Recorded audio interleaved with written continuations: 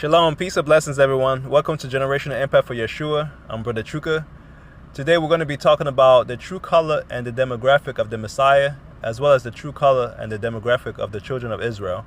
This is a drawing that I did to illustrate and show the demographic and the color of the Messiah, Jesus Christ, Yeshua. Okay, so just want to share this with people. Now, when it comes down to salvation, okay, that doesn't matter. And it doesn't matter where you're from, what nationality, whether you're black, white, Asian, Hispanic, doesn't matter where you're from or language you speak. As long as you believe in the Messiah, Jesus Christ, Yeshua, as your master and savior, and walk in his commandments, statutes, and judgment, okay, and sealed by his spirit, you are part of his kingdom. Okay, no matter your nationality, you're part of his kingdom, and his kingdom is Israel. All right.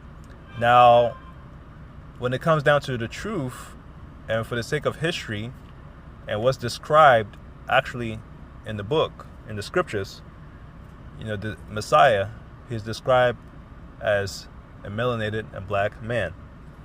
I'm going to read from Revelation chapter 1, starting from verse 12. And Revelation was a revealing of the future, as well as what happened in the past, and insight of the word to John, one of his disciples. Okay, he was given a vision of what things there was to come, and he appeared to him in his appearance, and John was describing his appearance.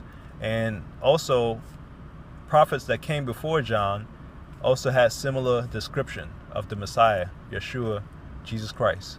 Okay, so prophets like Daniel, Ezekiel, also Book of Enoch, describe him very similar. So I'm reading from Revelation chapter 1, starting from verse 12 from the Scriptures version.